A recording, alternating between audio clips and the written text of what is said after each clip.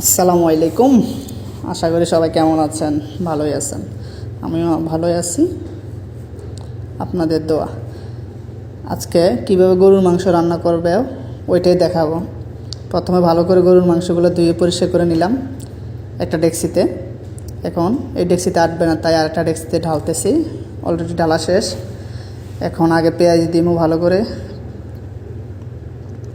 পেঁয়াজগুলো দেওয়ার পর দেখেন এখানে প্রায় 1.5 কিলো পেঁয়াজ আছে। 3 কেজি 3.5 কেজি মাংসের সাথে 1.5 কিলো পেঁয়াজ দিছি, যাতে একটু টেস্টটা হয়। আর মরিচ দিছি, প্রায় মরিচ কমই দিছি, ঝাল আবার গুঁড়ি মরিচ দেবো তো তাই। রসুন দিলাম প্রায় 250 গ্রাম।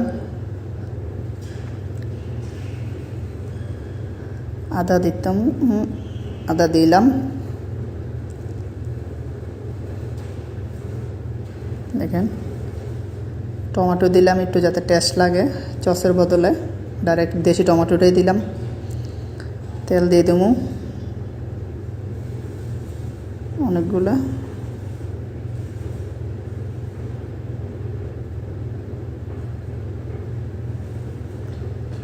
এখন লবণ দেবো, লাগলে আবার পরে দেওয়া যাবে, তাই আর বেশি দিলাম না। এখন এটা হলো মরিচ।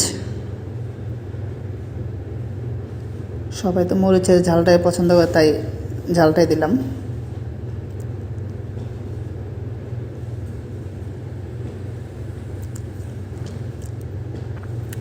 এখন দেবো হলুদের গুঁড়া। হলুদ বেশি দিলে আবার তিতা হয়ে যাবে, তাই একটু পরিমতো দিলাম।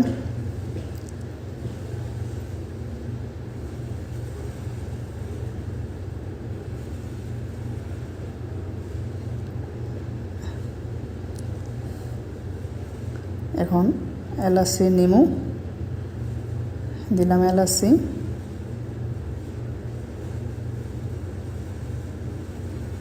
তারপর লং দিমু।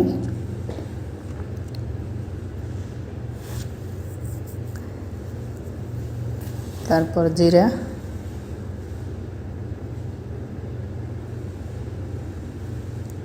সব কিছু দেওয়া শেষ মোটামুটি। এখন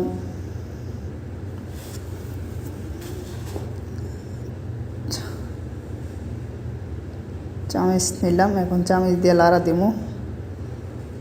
লাড়তে তো হবে হাত দিয়ে, চামচ দিয়ে তার হবে না, ভালোভাবে হাত দিয়ে মাখতে হবে।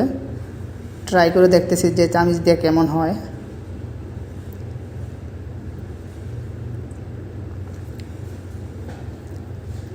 দেখেন কি সুন্দর কালারগুলা, মনে হইতেছে এখনই খেয়ে নেই, কাঁচা কাঁচা মাংসগুলা।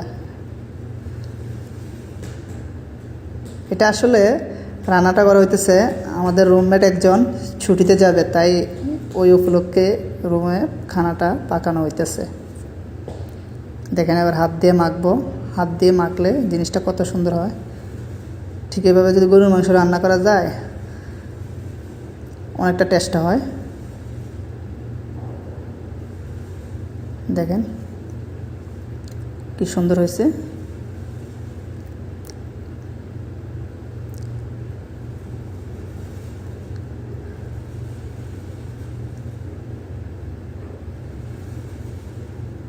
এখন বয়ে দেবো চুলার ভিতরে। আলহামদুলিল্লাহ মোটামুটি প্রায় শেষ। দেখেন এরপরের ভিডিওতে বাকিগুলো দেখাবো।